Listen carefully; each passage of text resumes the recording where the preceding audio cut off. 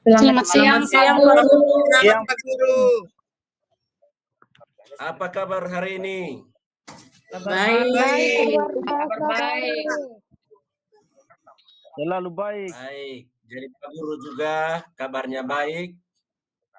Jadi kita bersyukur kepada Tuhan karena kita semua ini diberikan kesehatan. Jadi kita tahu bersama bahwa di luar sana ada yang sakit, ada yang meninggal, dan apa segala macam. Oleh karena itu kita yang sehat hari ini kita harus bersyukur kepada Tuhan. Iya tidak anak-anak? Iya Pak Guru. Iya Papa. Baik. Sebelum memulai pelajaran kita pada siang hari ini, mari kita awali dengan doa kepada anak Lia. Saya minta untuk pimpin kita dalam doa. Ini doanya ya anak ya.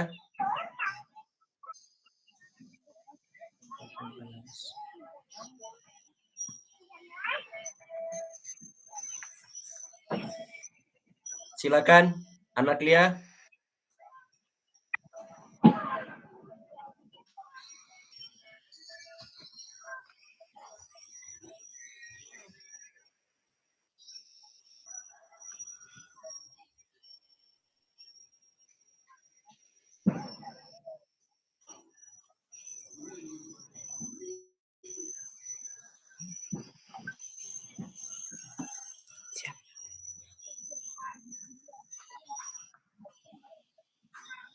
Siapa tadi Pak disuruh? Anak Lia. Mana anak Lia? Saya yang lihat. Apa? Liskona. Iya di kelas J, Bapak. Ya, siapa saja yang bersedia untuk pimpin kita dalam doa ya?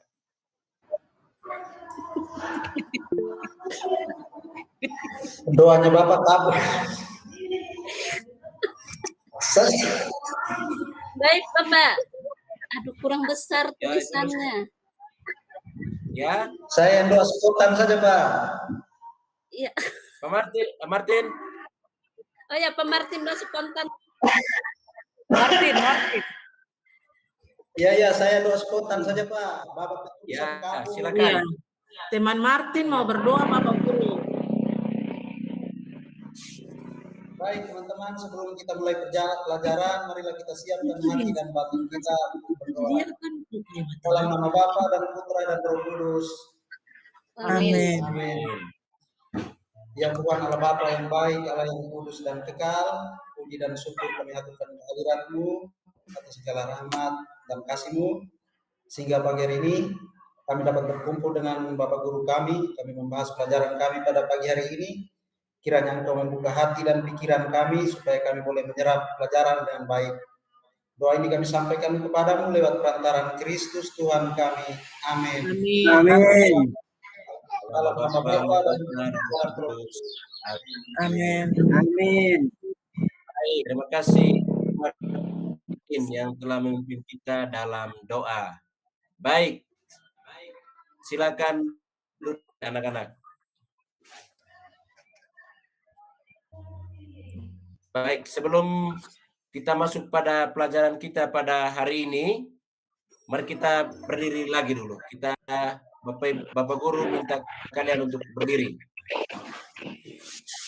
Kita Berdiri. akan menyanyikan lagu nasional, ya. Saya minta kepada adik Liskona untuk menjadi dirigen. Bisa? Bisa. Kita berdiri ke Pak? Mengandaikan Pak. Ya.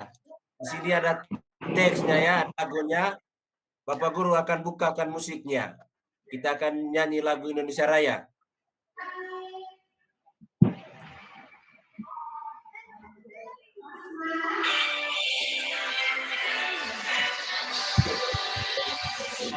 Indonesia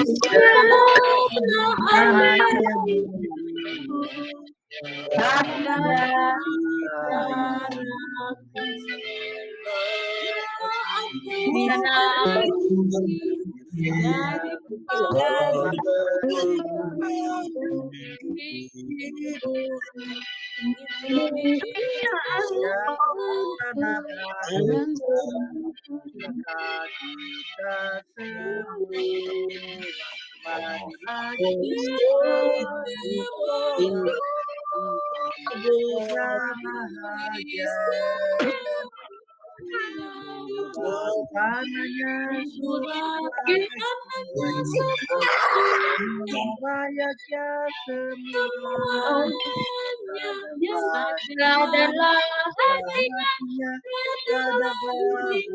untuk Indonesia Raya, Indonesia Raya, merdeka, anakku negeri yang cinta.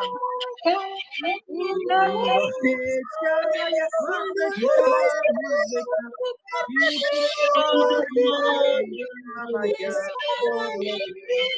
merdeka, Raya. Merdeka, merdeka, anakku yang cinta. Indonesia Raya, merdeka. Sudah selesai. Martin. Ini Pak, ini teman Marianus ini dia sudah selesai menjadi terputus. Jadi kalau menyanyikan lagu nasional itu harus sikap yang sopan, harus tegap, sikap siap. Siap. Baik. Selanjutnya, adik-adik sekalian,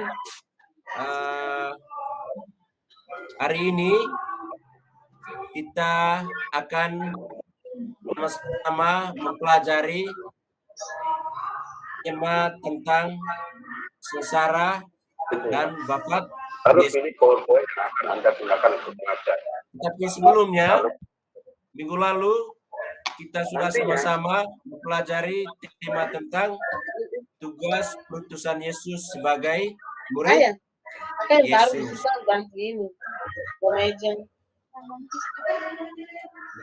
Apakah ada yang masih ingat dengan materi minggu lalu, anak-anak? Sudah lupa, Pak. Sudah lupa. Sudah lupa. Jadi baik. Jadi minggu lalu itu kita sama mempelajari tema tentang tugas perutusan Yesus sebagai perutusan murid Yesus.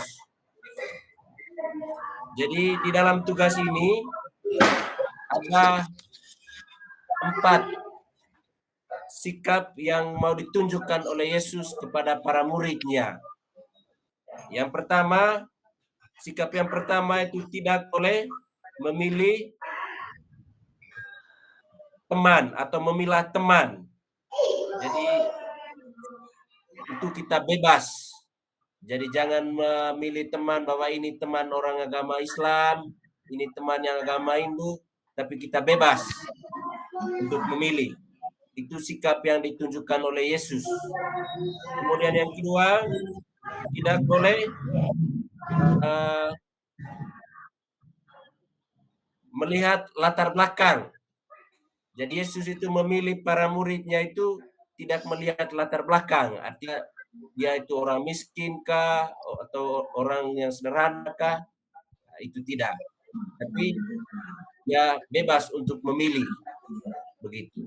Jadi kita juga dalam pergaulan kita juga sehari-hari, jadi kita tidak boleh bergaul dengan memilih atau memilah bergaul dengan cari orang yang kaya atau sesama orang miskin, begitu. Jadi kita bergaulnya bebas, ya, adik-adik ya, begitu.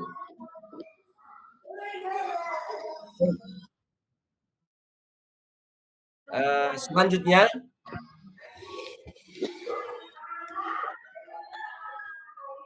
Hari ini kita akan mempelajari tema tentang temanya tentang sengsara dan wafat Yesus. Nah, ada tujuan dari tema ini yang mau kita pelajari hari ini. Pertama, siapa bisa baca ini? Martin bisa baca ini? Bisa, Pak. Nah, baca yang pertama, Martin. Tujuan pertama, peserta didik mampu menjelaskan makna pengorbanan Yesus Kristus berdasarkan Injil dan ajaran Gereja Katolik serta mengidentifikasi nilai-nilai pengorbanan tersebut dalam konteks kehidupan sehari-hari. Iya, terima kasih. Jadi itu tujuan yang pertama. Berikut tujuan yang kedua. Silakan, Adik Marianus.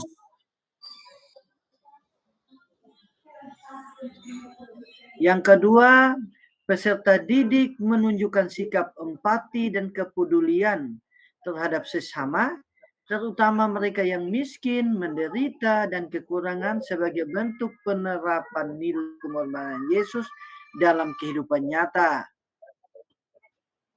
Iya, baik. Terima kasih, Adik Martin. Berikut Marianus, yang ketiga, Adik Yopita.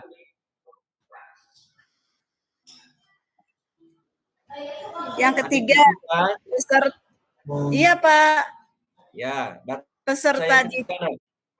Ya Pak, peserta didik mampu merencanakan dan melaksanakan tindakan nyata yang berpihak kepada kaum miskin, menderita, dan kekurangan dalam komunitas sekolah atau lingkungan sekitar sebagai wujud konkret dari pemahaman mereka tentang pengorbanan Yesus. Iya, baik. Jadi itu tujuan yang mau kita capai dalam pembelajaran hari ini ya. Jadi mohon itu diingat baik-baik. Baik, selanjutnya anak-anak sekalian, mari kita lihat video berikut ini.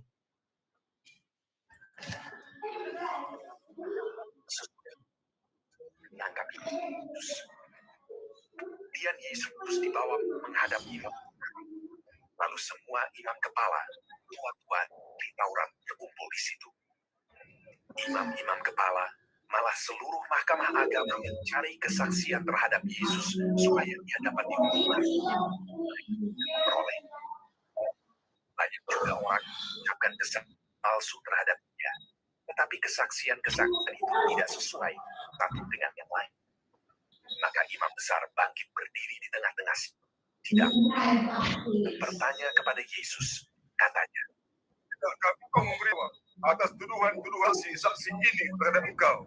Apakah engkau Mesias, anak dari yang terpuji?" Jawab Yesus, "Akulah dia. Dan kamu akan melihat Anak Manusia duduk di sebelah kanan yang Maha Kuasa dan datang di tengah-tengah awan-awan di langit." Maka imam besar itu mengoyakkan pakaiannya dan berkata, "Saksi lagi, kamu sudah mendengar hujat terhadap Allah. Bagaimana pendapat kamu?" Lalu dengan suara memutuskan dia dihukum mati. Mereka membelenggu Yesus, lalu membawanya dan menyerahkannya kepada Pilatus. Pilatus bertanya kepadanya, "Kaukah yang enggak orang Yahudi?" Jawab Yesus, "Lihatlah betapa mereka tahu." Tetapi Yesus sama sekali tidak menjawab lagi. Pilatus merasa happy. Pilatus menjawab mereka dan bertanya, "Maka kamu menghendaki supaya bebaskan raja orang Yahudi ini?" Mereka teriak lagi, katanya, berkata kepada mereka, "Tetapi kejahatan apakah yang telah dilakukannya?" Namun mereka makin keras berteriak, "Berikanlah dia!" Dan pada waktu itu adalah seorang yang bernama Barabas. Mereka telah melakukan pembunuhan dalam dan orang memuaskan hati orang banyak. Ia membebaskan barang mereka. Tetapi Yesus disesatkan lalu diserahkannya untuk diselingkan. Mereka mengenakan ungu kepadanya, menganyam sebuah mahkota duri dan menaruhnya di atasnya. Kemudian mereka mulai memberi hormat kepadanya. Katanya, "Salam, hai raja orang Yahudi."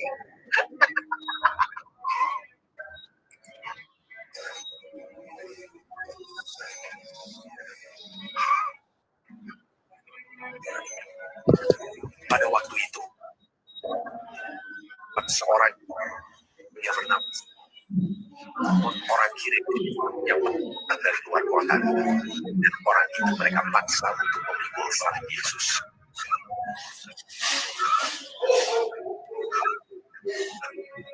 Mereka membawa Yesus ke tempat yang berarti tempat tengkorak.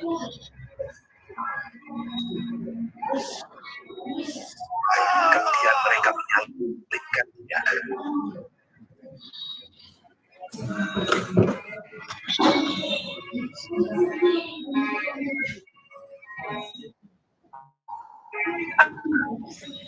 Ketika ia disalib, orang-orang yang lewat di sana menghujat dia sambil menggelengkan kepala. Mereka berkata, "Hai, mau menyembuhkan bayi dan mau membangun tempat turunlah dari salib." Demikian kami malah bersama-sama saling Taurat berkolom-kolomnya di antara mereka sendiri. Mereka berkata, tetapi dia sendiri bersama dengan dia disalibkan dua orang penyamun di sebelah kanannya dan seorang di sebelah kirinya.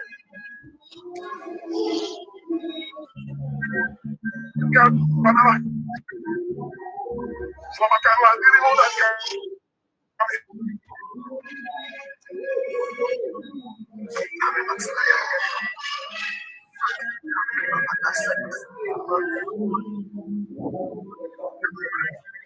sesuatu. Yesus, hidup akan aku bila Engkau datang sebagai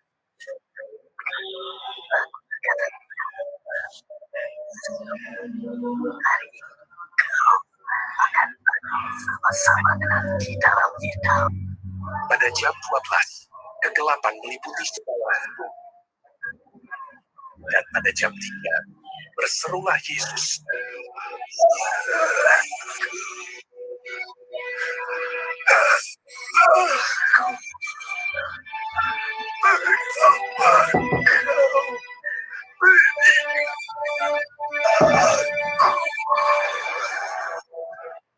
Lalu berserulah Yesus dengan suara nyaring dan menyerahkan nyawanya.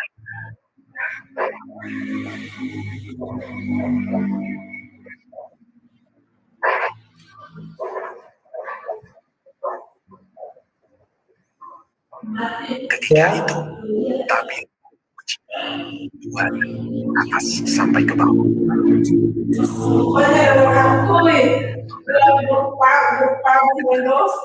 Kamu ada guru kamu? Ada guru kamu? Iya. Ya di situ dia bilang usah nanti kayak dia ya cara mengajar. Seorang besar yang terkebun melarikan diri dan minta mayat Yesus.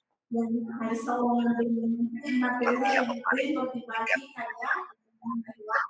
dalam bukit, kemudian memberikan sebuah batu.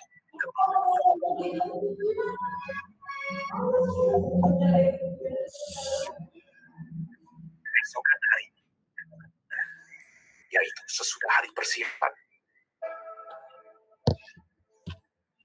datanglah imam-imam kepala dan orang-orang Farisi bersama-sama menghadap Pilatus, dan mereka berkata, "Tuan, penyesat itu suatu hidupnya berkata, sudah 3 hari aku akan bangkit.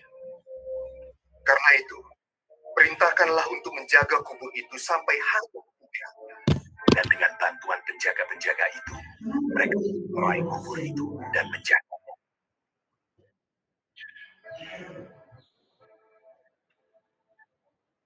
Setelah hari Sabat lewat, Menjelang menyingsingnya fajar pada hari pertama minggu itu, pergilah Maria Magdalena dan Maria yang lain menengok kubur itu.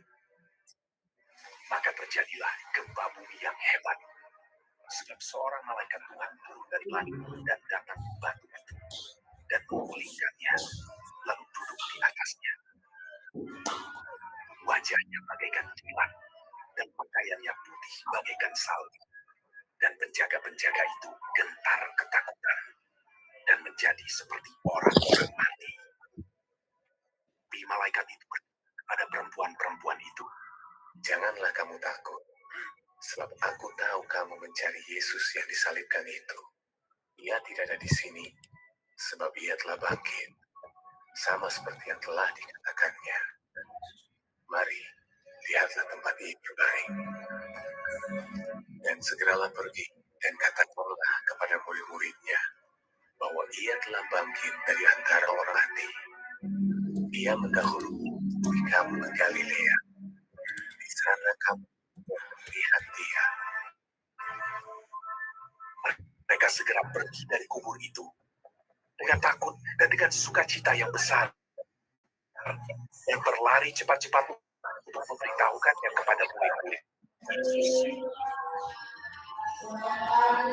Yesus berjumpa dengan mereka dan berkata,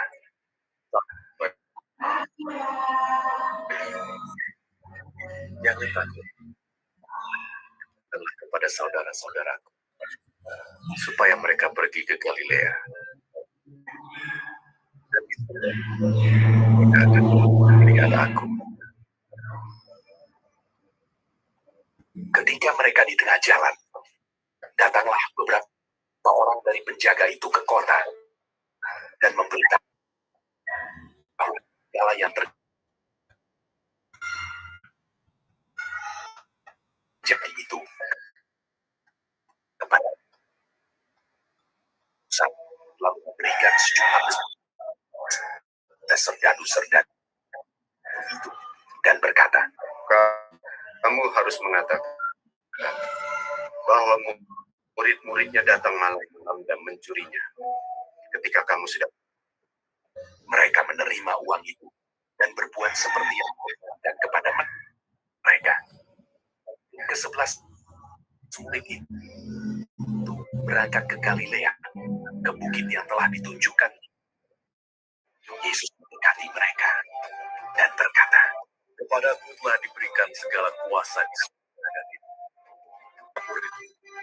Dan baptislah mereka dalam nama Bapa dan Anak dan Roh Kudus. Dan ajarlah mereka melakukan segala sesuatu yang telah menyertai kamu senantiasa sampai kepada akhir zaman." Iya, anak-anak sekalian, kita sudah menyimak video tadi dengan baik. Sekarang kita di dalam kelompok masing-masing, kita akan mendiskusi terkait dengan video yang sudah kita nonton tadi dengan beberapa pertanyaan. Sudah bisa lihat pertanyaannya, anak-anak? Sudah. Sudah, Pak Guru. Apa sudah lihat pertanyaannya? Sudah, Pak Guru. Pertanyaan ini untuk kita jawab ya, sesuai dengan kelompok kita masing-masing. Jadi ada 3 pertanyaan. Jadi di kelompok 1 dan di kelompok 2. Silakan diskusikan dengan teman-teman kita masing-masing, berdasarkan kelompok. Pak Guru akan bacakan pertanyaannya ya. Apa yang kamu rasakan? Pertanyaan nomor 1, apakah yang kamu rasakan ketika melihat penderitaan Yesus dalam video tersebut? Itu pertama ya. Kemudian pertanyaan yang kedua, mengapa menurutmu Yesus tidak melawan ketika disiksa dan disalibkan? Kemudian pertanyaan ketiga, setelah melihat kebangkitan Yesus di video yang terakhir tadi itu ya, anak-anak, bagaimana kamu bisa menerapkan makna kebangkitan Yesus dalam kehidupan kamu sehari-hari? Baik, Bapak Guru akan berikan kesempatan kepada kalian untuk mendiskusikan ya.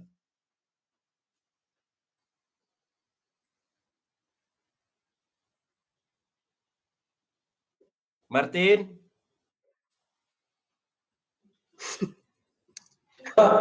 Sudah Pak Guru. Ayo Pak Guru. Oh. Pertanyaan nomor 1, Pak. Pertanyaannya. Ya, iya, Pak. Kita punya kelompok 1 ini ketuanya Pak Martin, Pak Guru. Oh, Iya, kelompok itu langsung ke ketua ya, Martin. mewakili teman-teman, Pak.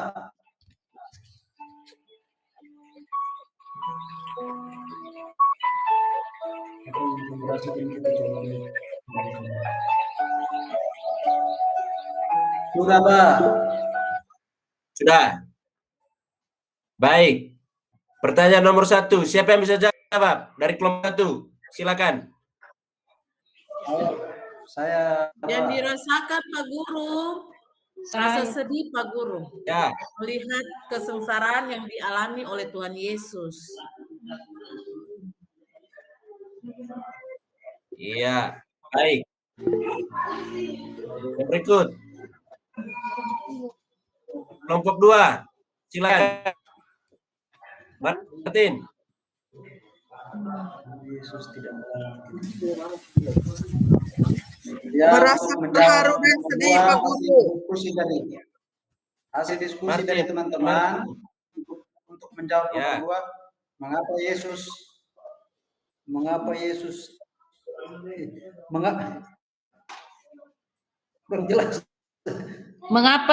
tidak melawan ketika disiksa dan disalibkan? Mengapa Yesus tidak melawan? Ini karena ada mengapa Yesus tidak melawan ketika ia disalibkan? Jawaban dari kelompok kami, karena Yesus menjalankan tugasnya sebagai utusan dari Allah untuk menyelesaikan tugasnya di dunia. Baik. Berikut nomor 3. Pak, silakan. Erdi.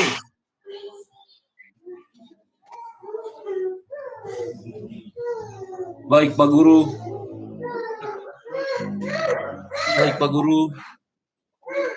Setelah melihat kebangkitan Yesus, bagaimana kamu bisa menerapkan makna kebangkitan tersebut dalam kehidupan sehari-hari? Ya. Membantu teman, Pak Guru. Ya, baik. Membantu teman. Jadi baik. Anak-anak sekalian, jadi yang telah kamu jawab tadi itu semuanya baik dan benar ya. Di dalam video itu tadi sudah jelas dan kamu juga sudah menjawabnya dengan jelas. Baik, siapa yang bisa menyimpulkan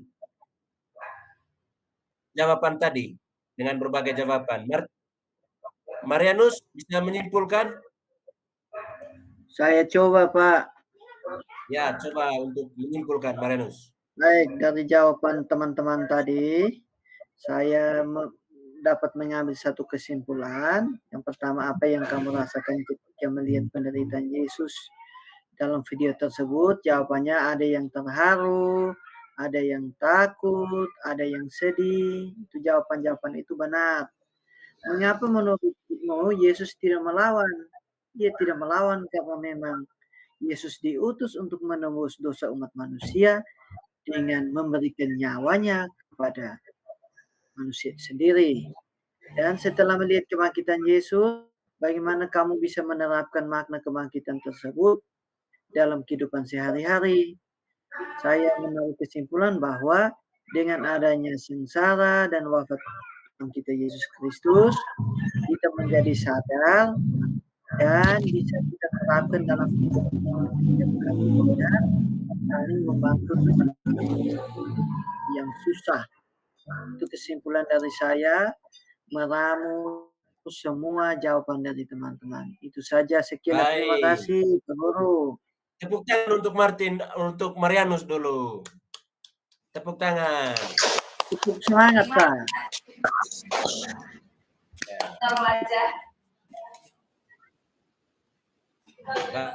Baik, terima kasih Marianus yang sudah menyimpulkan. Baik, Bapak Guru akan mempertegas ya terkait dengan jawaban ini. Yang pertama, sebagai peserta didik, jadi kita merasa sedih ya, seperti yang kamu jawab tadi, merasa sedih dan tersentuh melihat penderitaan Yesus. Jadi kita juga menyadari betapa besar kasih-Nya kepada kita semua, sehingga rela menderita dan wafat di kayu salib untuk menebus dosa umat manusia. Jadi dosa kita ini itu ditebus oleh Tuhan Yesus.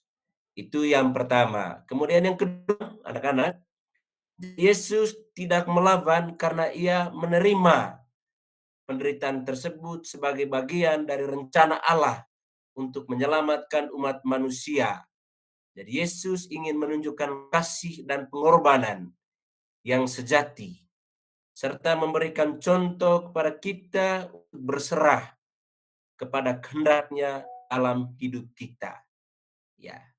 Kemudian yang ketiga, anak-anak, setelah melihat kebangkitan Yesus, jadi kita menyadari bahwa kita harus belajar untuk tidak takut menghadapi tantangan dan kesulitan dalam kehidupan kita. Jadi kita juga ingin lebih percaya kepada Allah dan selalu berusaha untuk hidup sesuai dengan ajarannya, dengan mengasihi dan membantu sesama, terutama mereka yang menderita dan mereka yang berkekurangan. Jadi itu penegasan dari Bapak Guru. Baik, anak-anak sekalian, kita masih dalam kelompok ya. Jadi mari kita amati gambar yang ada di layar ini, yang ada di depan ini. Sudah bisa lihat gambarnya, anak-anak? Sudah, Pak Guru. Sudah, Pak. Ya, sudah. Nah, sekarang anak-anak diminta untuk mengamati gambar ini.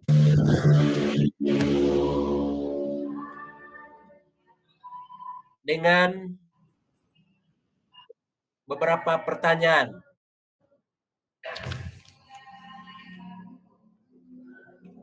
Pertanyaan yang pertama,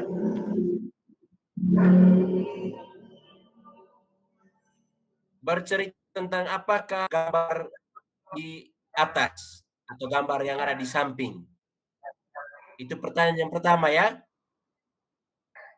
Pertanyaan kedua, carilah dalam kitab suci siapakah yang mau menerima pewartaan Yesus.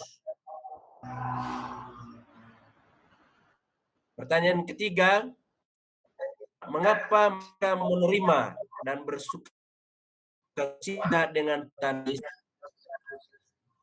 Pertanyaan yang keempat, carilah dalam kitab suci siapakah yang menolak pewartaan Yesus.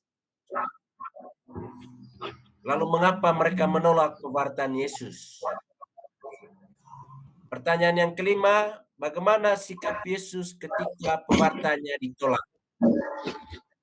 Ya, itu pertanyaannya. Silakan didiskusikan, anak-anak.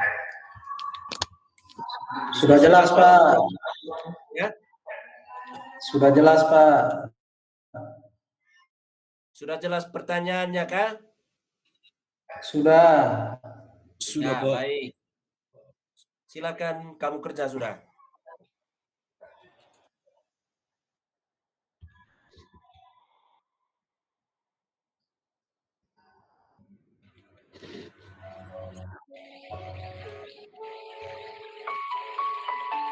Sudah, Pak. Sudah? Ya, Sudah, baik. Pak. Kelompok 1. Pertanyaan yang pertama, bercerita tentang apakah gambar di atas atau gambar di samping? Saya jawab dulu pertanyaan nomor yang kedua, Pak, karena mudah. Oh, silakan diacak saja, silakan. Tergantung. Pertanyaan nomor kedua, siapa yang menerima pewartaan Yesus? Orang yang menerima pewartaan Yesus adalah orang miskin dan anak-anak terlantar. Iya, baik. Tepuk tangan untuk dulu. Baik, yang berikut kelompok yang kedua. Kelompok kedua, Ferdi dan teman-temannya. Ya, Pak.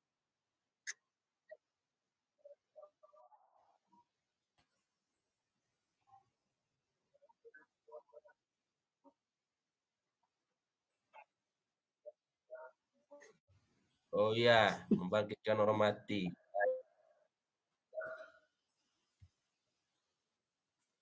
Ya, baik. Tepuk tangan untuk Martin dan teman-temannya.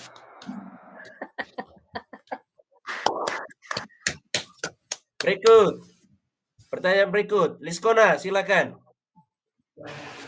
Ya, Pak Guru. Terima kasih. Saya akan menjawab pertanyaan siapa yang menolak Yesus. Dari apa yang kita lihat dalam video tadi, yaitu mereka para pemimpin agama Yahudi. Liskona, gambar, ya, amati gambar yang ada di samping ini. Ya, Bapak. Ya, amati gambar, bukan video. Video sudah lewat tadi itu anak. Iya, Bapak, saya menjawab pertanyaan siapa yang menolak Yesus. Oh ya, silakan. Ada kan? Karena kurang jelas, Bapak, soalnya. Oh, sorry ya. Minta maaf, Pak Guru, minta maaf. Ya. Lanjut sudah, anak cantik. Jadi, saya melihat siapa yang menolak Yesus tadi, yaitu para pemimpin agama Yahudi, Bapak. Baik, terima kasih, Liskona. Tepuk tangan untuk Liskona. Ya. Berikut. Mana lagi anak-anak? Lydia. Mana Lydia ini? Lydia ini. Tidak jawab Lydia. Berikut. Ibu Lydia WC, Kak. Ovin. Mana Ovin? Ke belakang, Pak. Ke belakang lagi. Ada keluar, Pak. Okto, silakan Okto.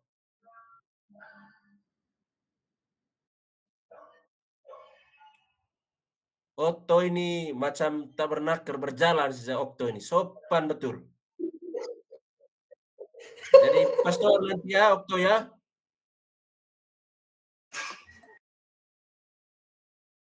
Baik.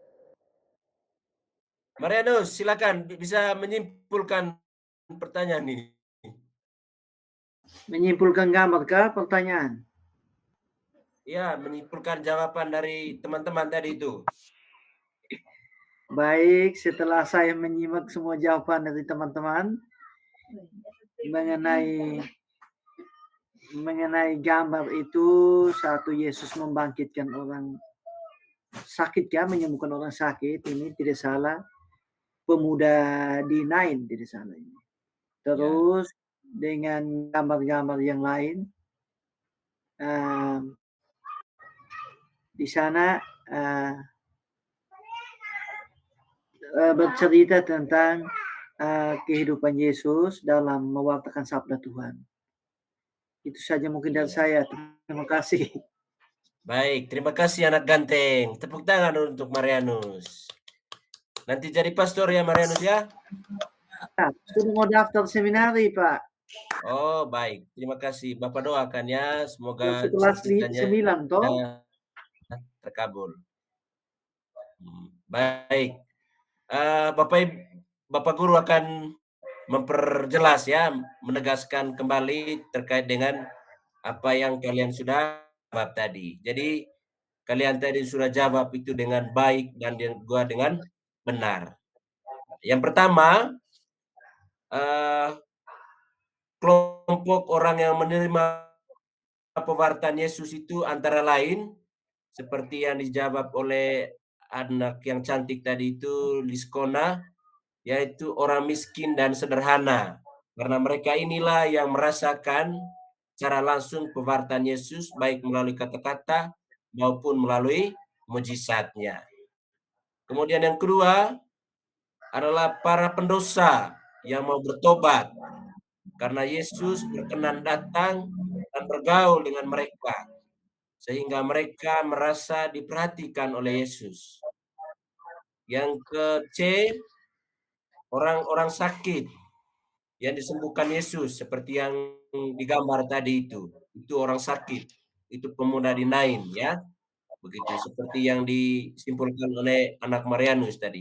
Karena orang-orang inilah yang secara langsung merasakan kebahagiaan dan kegembiraan atas pewartaan Yesus.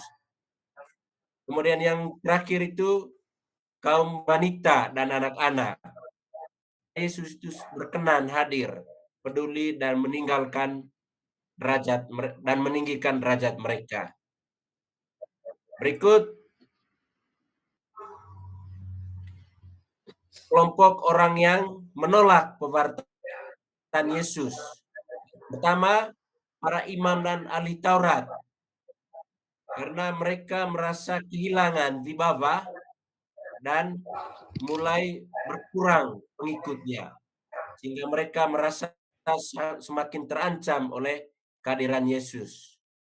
Yang kedua, orang-orang Farisi. Karena kehadiran Yesus dianggap akan merusak tatanan hidup sosial dan kemasyarakatan mereka yang sudah mapan. Yang ketiga, ke-C, para penguasa, karena Yesus sering mengecam mereka, sehingga mereka merasa kedudukan dan kehormatan dan juga kekuasaan mereka terancam dengan kehadiran Yesus. Yang keempat, karena orang-orang kaya dan mapan, karena kerajaan Allah yang diwartakan oleh Yesus menuntut keberanian untuk meninggalkan segala-galanya, termasuk meninggalkan harta, benda, dan juga kekayaan, kemapanan hidup mereka. Baik, oleh karena itu, kehadiran Yesus itu merupakan ancaman bagi orang-orang tertentu, maka mereka berusaha untuk menyingkirkan Yesus dari tempat itu. Baik, itu kesimpulan di Bapak Guru. Baik, selanjutnya anak-anak sekalian, lagi-lagi Bapak Guru akan menampilkan gambar. Jadi karena dalam pembelajaran kita hari ini metodenya itu metode PBL, yaitu berbasis masalah. Kita lihat masalah-masalah yang ada pada tema ini. Baik, masing-masing kelompok akan melihat dan menyimak gambar-gambar yang ada di dalam layar ini. Sudah bisa lihat anak-anak? Sudah. Sudah Pak Guru. Bisa Pak. Sudah Ya, Pak ini Guru. Gambar satu itu Yesus gantung di salib. Gambar kedua Yesus dipaku. Yesus Gambar dipaku di ketiga, kayu salib. ya. Gambar yang ketiga Yesus dimakutai duri. Mahkotai duri. Ya, gambar yang keempat Yesus memanggul Yesus salib. Pikul salib. Ini Liskona. Ini. Oh, Yesus diadili di Mahkamah Agama. Ya, di Mahkamah Agama. Ya, di Pilatus punya Roma ini. Pengadilan Kemudian maksudnya. Yang ini, yang keempat ini, kelima. Pakaian Yesus Tadikan. Yesus ditangkap. Yesus ditangkap. Yang terakhir, Yesus memanggul kayu Yesus salib. memanggul kayu salibnya menuju bukit Golgota. nah sekarang Bapak Guru akan minta kepada kalian untuk menyusun gambar ini berdasarkan urutan. seperti yang ada pada jalan salib itu. Seperti itu. Silakan disusun. Ya.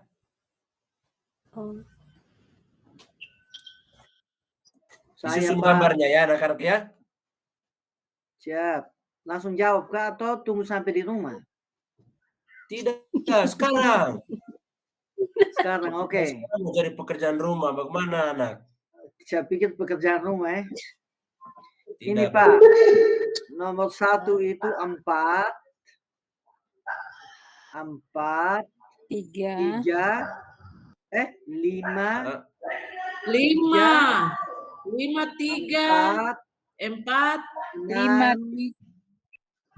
2, 1.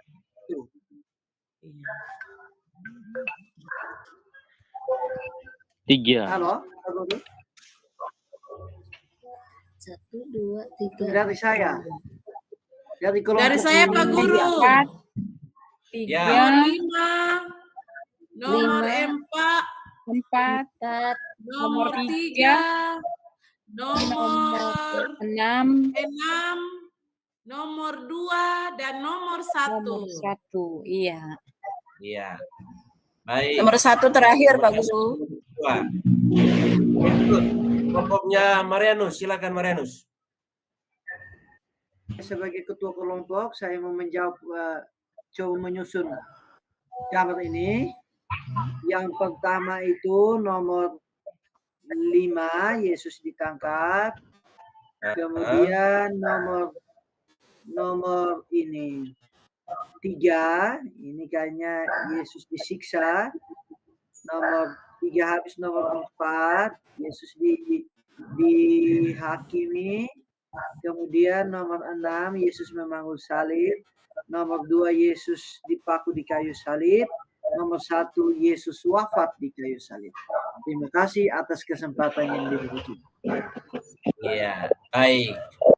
Terima kasih Marianus yang sudah menjawab, dan juga terima kasih untuk kelompok yang menjawab tadi. Mari kita tepuk tangan dulu. Baik. Jadi benar seperti yang disampaikan oleh Marianus. Jadi gambarnya 5, 3, 4, 6, 7, 1. Baik. Selanjutnya, jadi di sini di dalam ini kita lihat teks dalam tujuan akhirnya ketik 15 ayat 1 sampai dengan 39. Jadi kita mengandaikan itu kita sudah baca ya, anak-anak ya. Ya, Pak. Nah, setelah tadi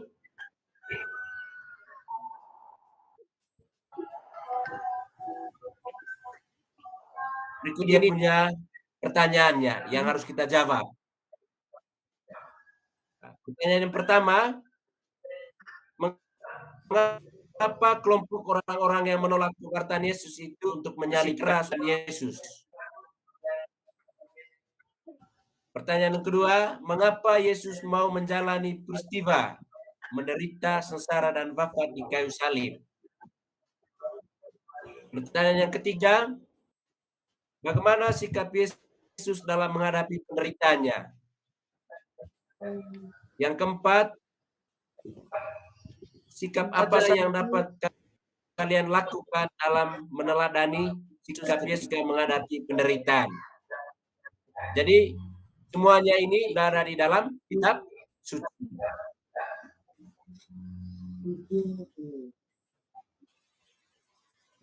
Sudah ya, sudah bisa lihat dia punya tampilan pertanyaan ini, anak-anak? Sudah. Sudah, Pak. Sudah, Pak Guru. Sudah. Ya. Ini teks kitab sucinya panjang ini ya. Panjang. Ini teks kitab suci ketika pada Minggu Palma dibawakan.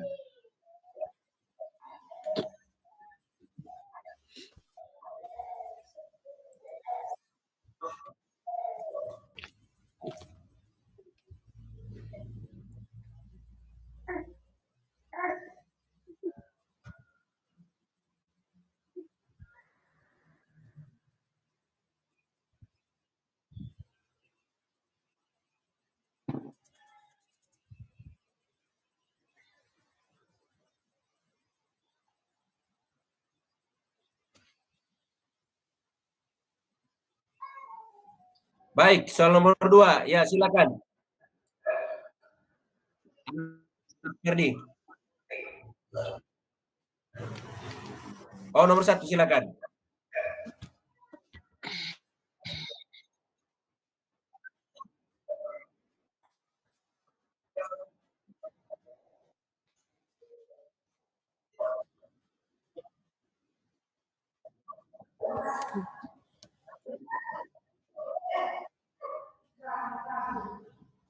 Ya, baik. Yang lain? Anak Maria Gertrudis. Ya, Pak. Ya, silakan. Ya, baik, Pak. Saya akan menjawab pertanyaan nomor 2, Pak Guru. Ya, silakan. Mengapa Yesus mau menjalani peristiwa menderita, sengsara, dan wafat di kayu salib? Karena Yesus mencintai umat manusia, Pak Guru. Baik, terima kasih. Tepuk tangan untuk Maria dulu, Maria Gertrudis.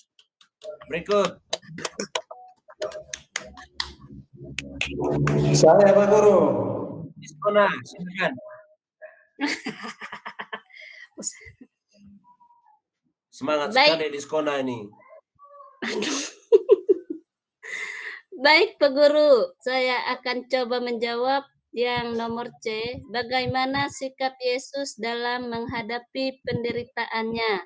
Menurut saya, dia menerima dan tidak menolak, Pak Guru.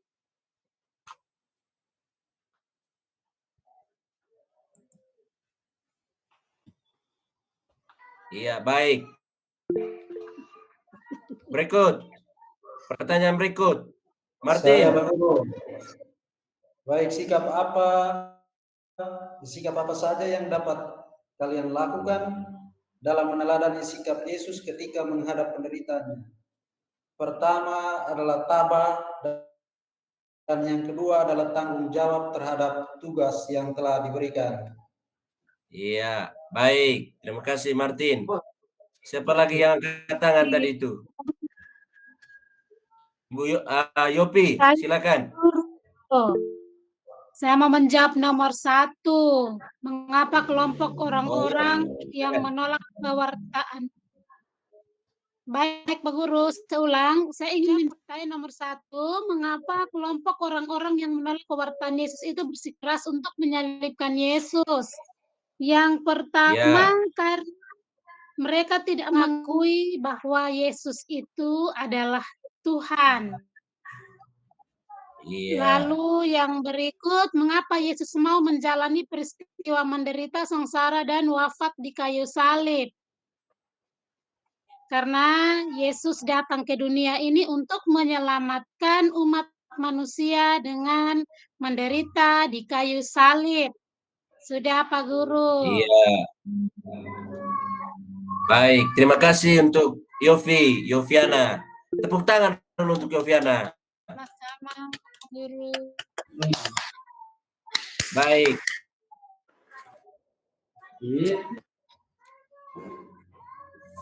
Ferdinandus, mungkin silakan untuk Yosefina untuk bisa menyimpulkan jawaban dari teman.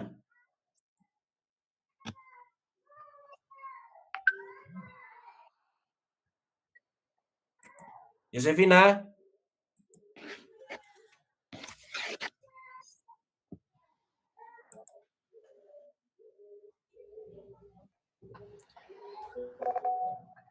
Baik. Beberapa penegasan dari Bapak Guru. Nanti dilihat saja pada catatan ya, anak-anak ya, untuk poin penegasannya. Baik, Pak Guru. Baik. Ya, ini ada pertanyaan refleksi yang harus kita refleksi ya, yang harus kita refleksi di dalam diri kita. Ini. Pertanyaan yang menjadi refleksi bagi kita, anak-anakku yang senantiasa dikasih Tuhan. Jadi hari ini kita telah belajar memahami konsekuensi atas pewartaan Yesus. Yesus sungguh sangat menanggung konsekuensi yang luar biasa untuk pewartaannya. Jadi ia harus mengalami suatu penderitaan yang tak terperihkan. Ia dihina, disiksa, dianiaya, dan lain sebagainya. Ia juga tak bersalah, tetapi diperlakukan seperti orang yang bersalah, seperti penjahat. Ia harus mengalami kematian di kayu salib. Jadi itu menjadi refleksi bagi kita. Oleh karena itu, ini ada satu lagu. Lagu ini lagu Rohani Manggarai yang memiliki makna yang sangat luar biasa. Mari kita nonton, mari kita mendengarkannya bersama. Dan ini menjadi refleksi bagi kita. Ya, silakan nanti masing-masing kita pulang rumah buka ini lagu. Ini dia punya judulnya. Ini dia punya judulnya untuk kita refleksi di rumah. Baik, jadi karena itu mari kita tutup dengan doa kepada adik Yovin untuk pimpin kita dalam doa penutup. Silakan. Baik Pak Guru, teman-teman, mari sebelum kita melanjutkan pelajaran berikut, mari kita berdoa atas nama Bapa, Putra, dan Roh Kudus. Amin. Ya Tuhan, terima kasih untuk berkat dan bimbingan-Mu kepada kami. Sebentar kami akan melanjutkan pelajaran berikut, kiranya Engkau memberkati kami semua. Amin. Dalam nama Bapa dan Putra dan Roh Kudus. Amin. Baik, terima kasih adik Yovin yang telah memimpin kita dalam doa penutup. Jadi demikian saja untuk pembelajaran kita pada hari ini.